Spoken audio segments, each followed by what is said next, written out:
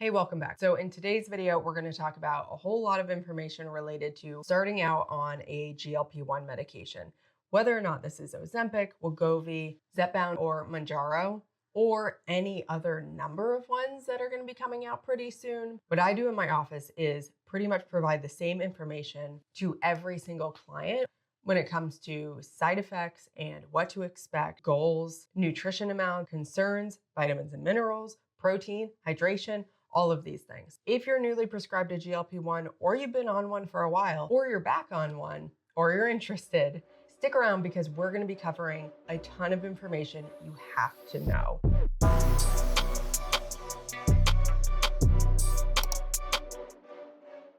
I have to tell you this story first. So I think the reason why I feel like this is so important is because when I see people who have been prescribed a GLP-1 and they're not referred to a dietitian or they're not closely followed by a healthcare provider, and I mean closely, what happens is they don't do well. They maybe have a lot of nausea and vomiting. Maybe they're having complications, bowel problems. Maybe they even just look wasted away, right? Looking gaunt, losing muscle mass, and they probably don't feel very good. I see a ton of people in my office who are on GLP-1s. Some of them have worked with me for a while and then we eventually start one, or some of them come to me newly on them. I had one client though who came to me after probably, I think, a year of being on a medication, a GLP-1 medication. She couldn't eat anything. She was vomiting all the time. She had lost a ton of weight. I think she had lost about close to 60 pounds, and yet she couldn't even make it up the stairs. She would get winded. She couldn't even open a protein shake. She couldn't open, a can or a jar. And that is not what is supposed to happen. The biggest upsetting moment I had was when a client came to me and had been prescribed a GLP-1 medication, and she had been on it for, I believe, about a year. She had been dealing with complications from the GLP-1 pretty much out of the gate. So she had lost about 60 pounds at this point when I saw her, was vomiting all the time, super constipated, barely keep any food down. And it was all about what can I keep down or what can I keep down for the longest amount of time? And given that she had lost 60 pounds, pretty quickly, a majority of that was muscle. Like usually when we lose weight, it's maybe half muscle, half fat, unless we're doing some strength training to preserve the muscle. So she had, which she definitely wasn't. So she had lost a ton of muscle and strength. And she couldn't even open up a jar. She couldn't open up a protein shake, and she would get winded going up the stairs. I mean, that is not the point of losing 60 pounds, right? You want to be able to move around and have energy. And that is not why you take a GLP-1. You want to make your life easier. You want to make movement easier. You want to feel better. And this had totally backfired. So it's quite upsetting if I see somebody who has been prescribed a GLP-1 and isn't being followed very closely by a healthcare practitioner. And I mean very closely. I think in my office, I run a pretty tight ship when it comes to these medications. I am very honest about the side effects, and I am very honest about my expectations for their nutrition, because what we want is to have slow, sustainable weight loss, and we're using this medication as a tool, right? We're using it as a tool so that you can decrease the food noise, you can have a little more focus, you feel like your hunger is better controlled, and that way you can use tools like listening to hunger and fullness, eating a good amount of protein, including fiber, all of those things more easily, because you don't have this food noise just like running in the background. So when somebody like you, or maybe not you, but when somebody is first prescribed a GLP-1 medication, it is incredibly important to set up expectations. And I'm going to start, I jumped a little bit into things, but I think that story is so important because that is not the outcome that we want. And I certainly don't want that outcome for you. And I'll have clients say, well, yeah, you get, Ozempic face or Ozempic butt, or, don't you just waste away? That is not the ideal outcome. And there are ways to avoid that. And really that is poorly managed outcomes and way too fast of weight loss, way too extreme weight loss too quickly. And it can run a lot of risks if you're doing that way. So you can get into bone loss and all of these things. So why don't we back up a little bit and talk a little bit about when somebody first comes to me, and let's say I've been seeing them for a while or not, and they're interested in taking a GLP-1 medication. So right away, I'm going to see, obviously, if they have any questions, but also we're going to talk about what to expect, side effects, and expectations as far as what they need to be doing to make sure that their outcomes are the best. And one of the main things that I stress, and I can do this with confidence because a lot of the doctors in my area that are making referrals to me, I see a lot of, I have a lot of doctors, I have a lot of practitioners who I see a lot of their patients. And so we have a good relationship and we're both on the same page.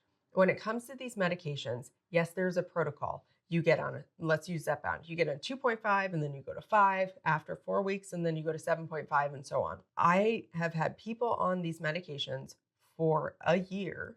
The highest dose that one of my clients is on is 10 milligrams. And the max dose of Zepbound is 15, right? You're going 2.5, 5, 7.5, 10, 12.5, 15.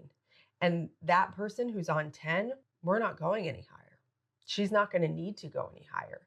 She's hit likely her weight goal. Her appetite, what I find is actually their appetite, even the medication seems to be stronger the smaller that they get or the more weight they lose. And so we're even talking about her going down to 7.5 and then sort of weaning down, right? So that she's not on this medication for her whole life. Now, some people need to be on the medication their whole life, and that's okay. If that's you, that's fine. That is nothing to be ashamed of. These medications are incredibly helpful. I see wonderful outcomes with them when they're used correctly. So I think that many, many, many people can benefit from them, and I am not against them. I am for them being used responsibly, and I could get off on a whole tangent on that. Like I said earlier, the medication is a tool. I relate it to taking an antidepressant, right? If you take an antidepressant, kind of takes the edge off, and then you can focus on healing yourself, working with a therapist, working on the things that you are struggling with. Same thing with anti-anxiety medication.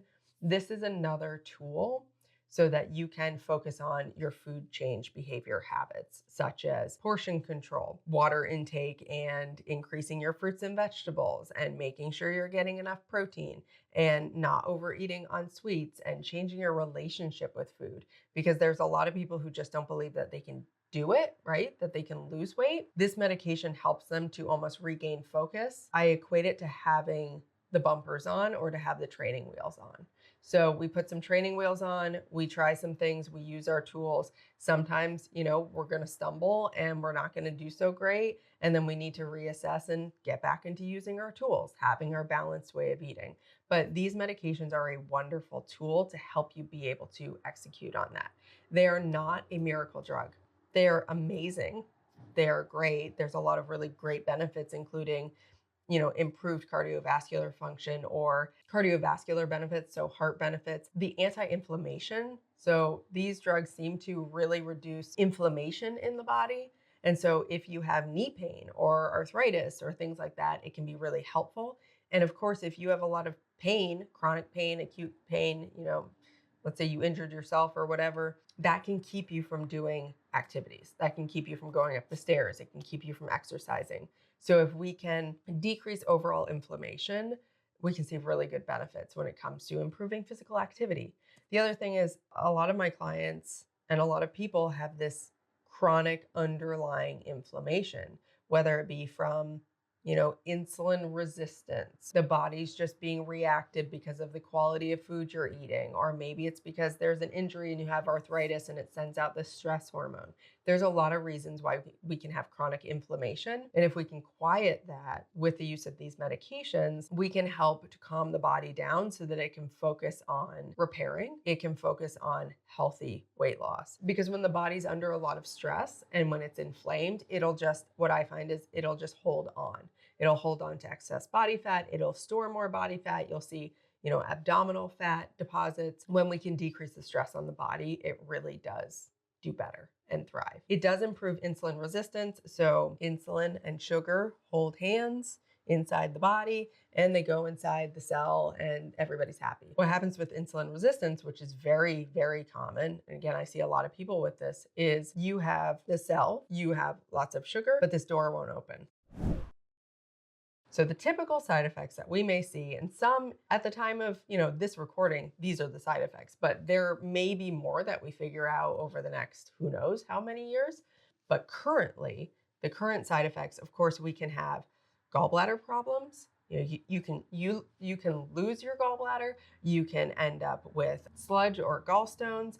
You can end up with nausea, vomiting, dehydration, headaches. There are some people, I actually had one client who had to get off of these medications because it caused an increase in his depression. And so we have seen some of that. I don't know how much of that is in the research, but that is a risk. And sometimes I relate that to inadequate intake. So you're not eating enough, but this person insists that they were eating enough. So I digress. Much better off of the medication. So those are the big ones. There's one that has come out more recently about eye complications. So what they see is you can have, brace yourself, it's a little scary.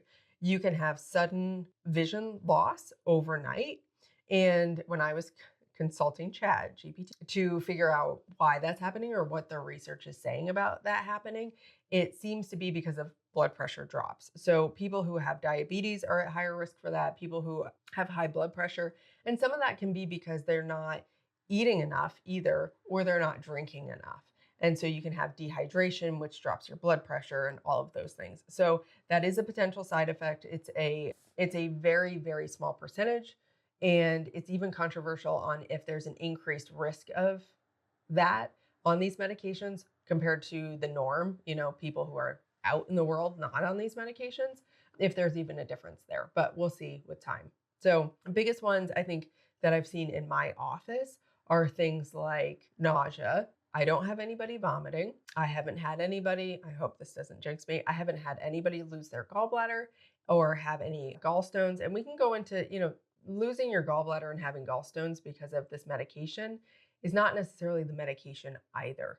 So that can be, you can see that in gastric bypass. You can see that in extreme weight loss as well, in any form. Food aversions is a big one. So I really compare, if you've ever been pregnant, I really compare a lot of the side effects to what you experience in pregnancy. It's really weird how related they are or how similar they are. So it can be like, okay, I'm hungry, I want to eat, and then, oh, no, I don't want to eat anymore. Or getting full really quickly, or food aversions as well. Of course, nausea, vomiting, fatigue. So these medications, side effects listed on the website that you can have fatigue, headaches. And I can sometimes see some decreased enthusiasm about exercise. And I think that's a decrease in overall energy. You can also have hair loss as well, and that can be for multiple different reasons. Constipation or bowel impaction can also be another one. So we really, in my office, I really stay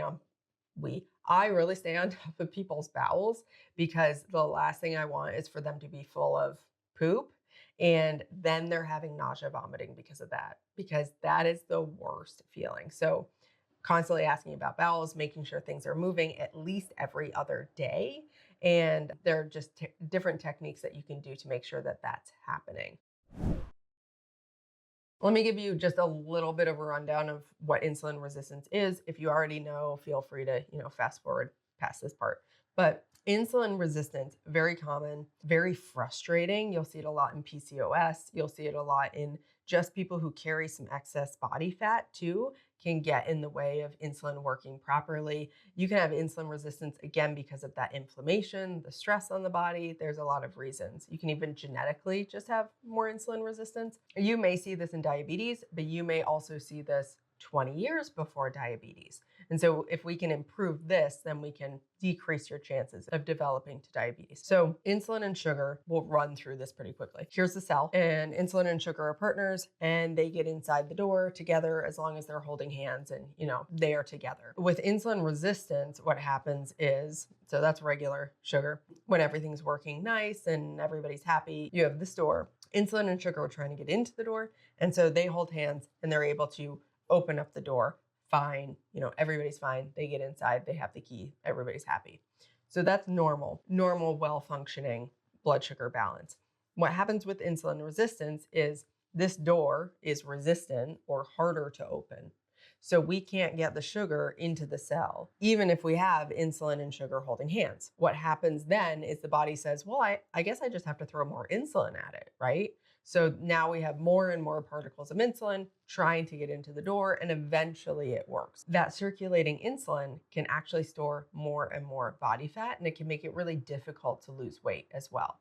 So in my office, I will ask doctors to draw certain labs that can show that this is what we're dealing with, and then we can deal with it in a certain way because we have more information and we've confirmed the insulin resistance, but there are some characteristics of it. So, difficulty losing weight. PCOS is a risk factor for insulin resistance as well. So if you have PCOS or endometriosis, that's also a risk factor. But abdominal fat, difficulty losing weight no matter what you do, and gaining weight, continuing to gain weight almost for no reason, right? You're not overeating, you feel like you're eating pretty well, and yet your weight just still continues to go up. Those are the big ones. I think too, there can be some sleep disturbances and stuff like that, but those are the big ones. So the medication can help to reduce insulin resistance and to help us to break through that door more easily so that everything can function more easily. With body fat increasing the risk of insulin resistance, or the more body fat you have, the more insulin resistant you may be. If we can use the medication, reduce the weight a little bit, sometimes we'll see that insulin resistance go away, and then we just skate right through. Like, weight loss is easier, things are easier because we've gotten the insulin problem out of the way. So what you will notice in the first week, I just use Zepbound as an example because that's the one that I see the most often. It's actually my preferred one as well over Wegovy. I prefer my clients to be on Zepbound over Wegovy. We actually see better clinical outcomes when it comes to research. We see better weight loss, we see better reduction in inflammation and fewer side effects. And I definitely see that. I have very few people who have been on Wegovy that I see, but overall I see really good outcomes with Zepbound. And I have had people on Mounjaro, which is the diabetes version as well of Zepbound. So what to expect? You start off with 2.5 is the typical dose that you will start out on. I think it's the required dose, unless I'm not even going to get into like compounding and microdosing and stuff like that. I think that is going to come down the pipeline. I think that would be very, very beneficial. I wish there were some in-between doses as well. So maybe we'll see that come out in the future. But for the most part, Zepbound starts at 2.5. You will do an injection. As far as taking it in the morning versus the nighttime, I find sometimes the nighttime can cause a little bit of cramping overnight. But some people say, oh, I take it at night because if I'm nauseous, I can sleep through that versus the daytime. I don't really think it matters. It just depends on you and how you tolerate it. So you do take an injection. You do need to alternate sites. Usually they'll have you either take it in your abdomen, your arms, the fatty part of your arms, or in the fatty part of your legs, and you're going to rotate sites. So what I like my clients to do is actually write, this was my weight on a calendar, this was my weight,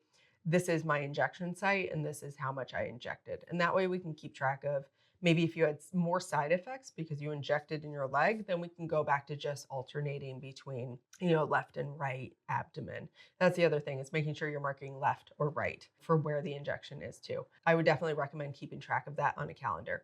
So you're going to inject. Usually my clients will see an increase or a noticeable side effect, if they're going to have one, within the first 24 to 48 hours. It really depends on the person. It may also depend on the injection site, but that is not the same for everybody. So side effects may include things like nausea. I do not normally have people vomiting, but there's a first time for everything. Fatigue, headache, food aversions, and it's going to be the strongest in the first days following the injection. The reason for that is that the half-life, I know I might get a little bit sciencey, but the half-life, or the time that the medication lasts in your system, is 5 days. So you inject every 7 days, but by day 5, you only have half of the dose. So 2.5, and by day 5, you have 1.25 of the milligrams of the medication in your system.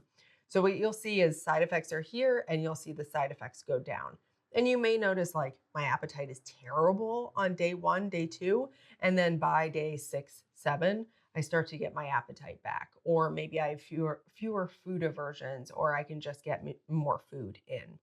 Most people say the first injection is kind of like the most noticeable. You'll definitely notice a decrease in food noise, which is just beautiful. I mean, I think that's the most life-changing for a lot of people is they have just had this constant, when do I get to eat? What do I get to eat next?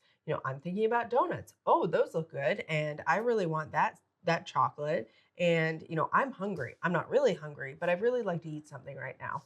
That can be really, really distracting and defeating for people. And so that's one of the symptoms that is the most impactful, I think, when it comes to these medications.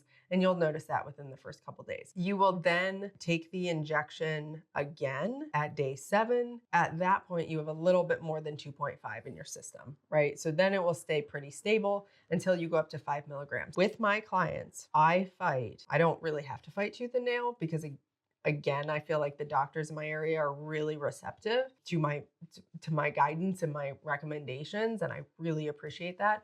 We will ride on 2.5 for as long as possible. We do not do 4 weeks on 2.5 and then we're up to 5 milligrams. Absolutely not. The reason being, if you're getting effects at 2.5, why not do the minimum effective dose rather than feeling nauseous and potentially vomiting at 5? Your body does adjust. So a GLP-1 medication, we have GLP-1, GIP, other versions in our intestines. Our body down regulates or stops producing as much of that. It does completely go back to normal to the best of my knowledge based on research. Shortly after going off the medication, there is an adjustment period. You will down regulate your own production of GLP-1. Over time, the 2.5 becomes easier to tolerate. And eventually you do need to go up to the 5 milligrams. But I've had somebody sit on 2.5 for months and they see results. I think usually what we do is we wait until, sure, weight loss stalls, but that's not the biggest one. The food noise is starting to come back. The cravings are starting to come back and appetite is pretty robust. And then we'll say, okay, time to move up to 5. Again, in my experience, if we move up too quickly, we're stuck for 4 whole weeks with that higher medication. So that's going to be miserable. So instead, we cautiously move along, use our skills, practice our skills, and then eventually maybe get onto 5 milligrams. Same thing between 5 and 7.5, etc. When we are on this medication, you are at risk for not eating enough. You are at risk for muscle loss, at risk for dehydration. And it is my responsibility to make sure that you get enough. And a lot of times we're actually fighting against the medication and kind of doing things that are counterintuitive when it comes to weight loss. So we may have to bring in more calorically dense foods because you're not able to eat a lot. And that's unfortunate because you've spent most of your life trying to stay away from those foods. And now we're focusing on those foods. And it's really confusing. But I focus a lot on protein. If you're having nausea, what I find is eat a little bit of protein, chicken, yogurt, cottage cheese, eggs, whatever you can tolerate, and that nausea will subside. Usually, you feel nauseous and you want carbs. I've had the carbs either don't help or they don't help for as long or as much. So the protein seems to be the biggest thing. Yes, you can have carbs and protein together, but making sure to have the protein. Even if you're not nauseous, we're getting protein at least 4-5 times a day. We're trying to eat regular meals. We're not going more than 4 to 5 hours without eating. We're making sure to get in lots of water, lots of fluid, hydration. We need to keep the bowels moving. We need to keep you hydrated so that your skin continues to look nice and beautiful and plump. Same thing with the protein. As we lose weight, that skin just kind of hangs. And if you're going to have the best result, you need to have healthy, hydrated, protein-rich skin. And so getting enough protein, vitamin C, vitamins and minerals, and hydration, and that skin will respond better. Sometimes it's unavoidable that, yes, you will have loose skin. Unless you're going to have surgery, there's probably nothing we can do about it, but you can at least optimize the outcome the best that you can.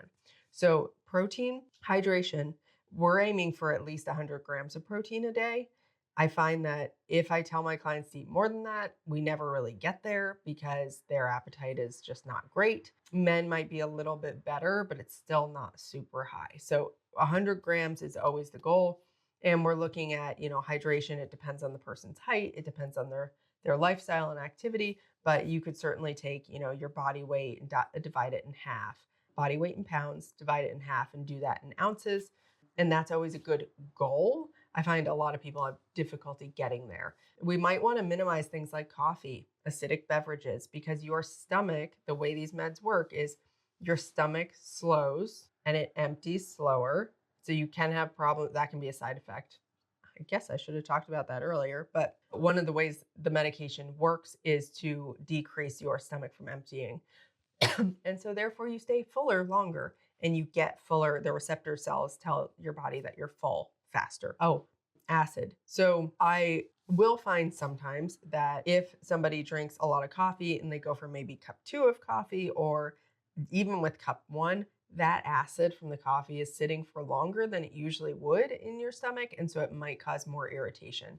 And so you might need to decrease things like that or add a little bit more milk. So you're actually decreasing the acid in the coffee. For the most part, I'll have people on a multivitamin. Just like any weight loss plan, you are at risk for vitamin and mineral deficiencies. And again, the last thing you want is to be like gaunt and deficient and feeling awful. So making and getting regular lab work done. So if somebody comes to me already on the medication, I might get their doctor to check something like iron studies, a thyroid lab, a regular electrolyte panel, so a CMP or a BMP, a CBC, which is just your, red blood cells, white blood cells, stuff like that.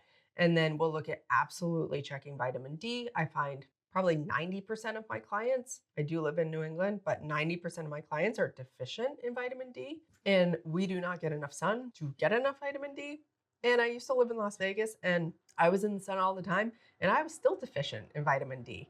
And you also can't, it's really hard to get enough vitamin D from your food. So a supplement, 1,000 international units daily is the recommendation, I guess, from Up to Date, as far as repleting or giving you back enough vitamin D so that you're not deficient. I think it's safe, honestly, at least in New England, I'll tell my clients to take 2,000 international units, especially as we're going into the winter. We want strong bones. We want to be happy, all the things that vitamin D helps with. So usually a multivitamin with minerals, not a gummy of that, because you're not going to get enough iron. You're not going to get enough of, other nutrients. They can't put everything into a gummy. And a separate vitamin D supplement, unless you get 1,000 in your multivitamin. We might do some fish oil. We might do a B12. The B12 is really important because it's going to give you energy and help with your red blood cells and your skin and multiple other things. So the lab work I will ask the doctor for is a CMP, a CBC, or a BMP, as I discussed earlier. So electrolytes, kidney function, liver function, stuff like that.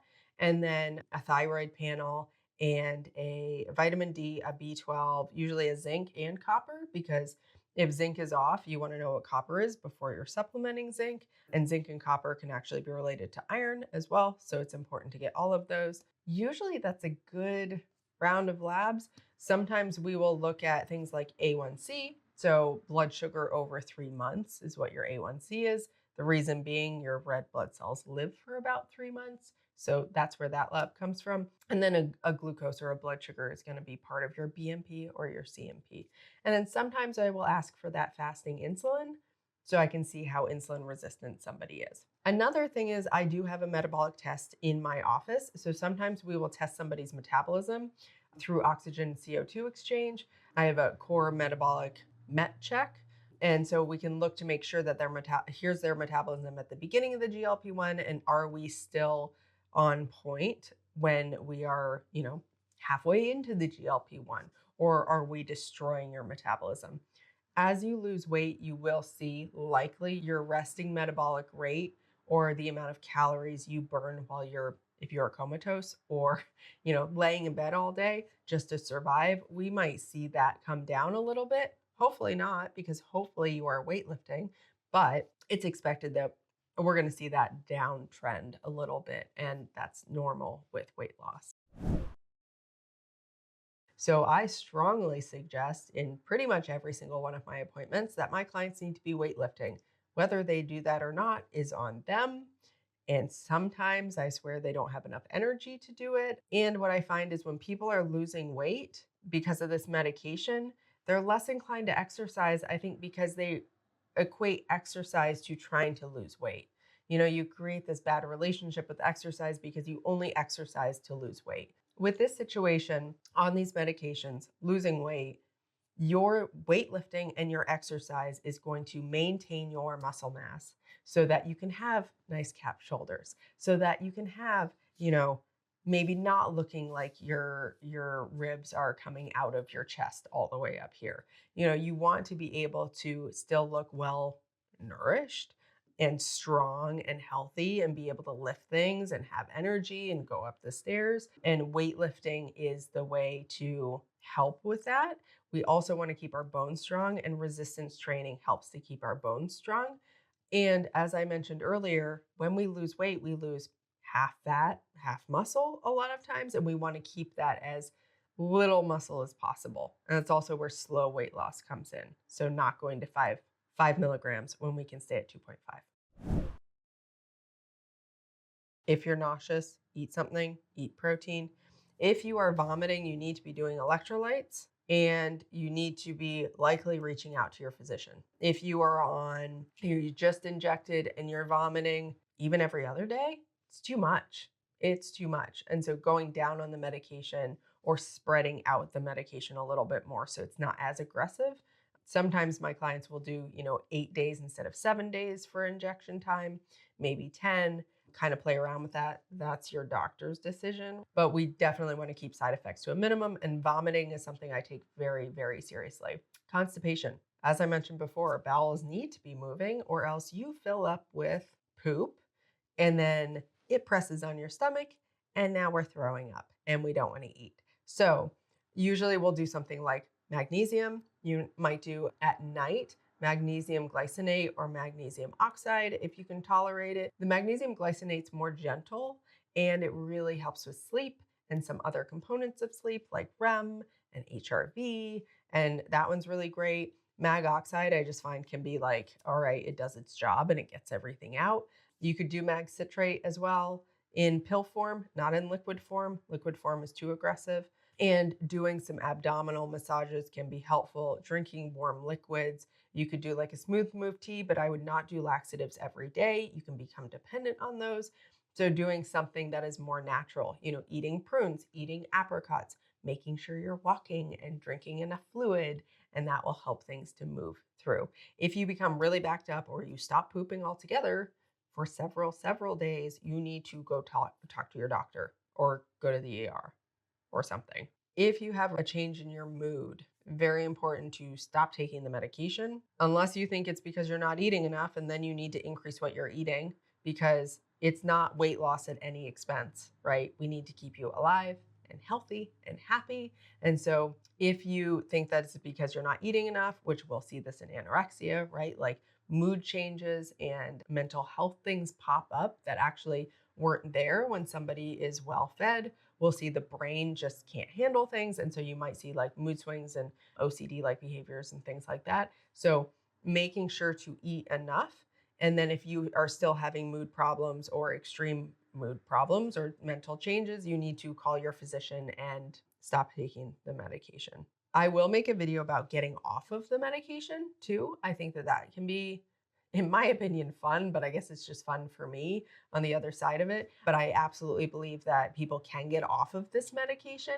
It just takes a little finesse. It takes a lot of time, and it takes leaning into the skills that you have developed, including, exercising, hydration, portion size, making sure you're getting in your macronutrients, trying to emphasize whole foods, fruits, vegetables, and getting enough sleep and all of these other things. So it really is, the medication is not a miracle. It's not a absolute fix for everything.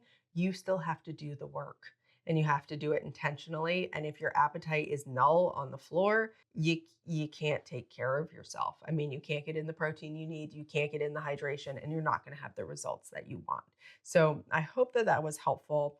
I will certainly be making more videos in the future, absolutely diving into this, maybe specific areas of it, what I'm seeing in my office. Let me know if there's anything in particular that you would like to see from videos in the future, and I will see you next time.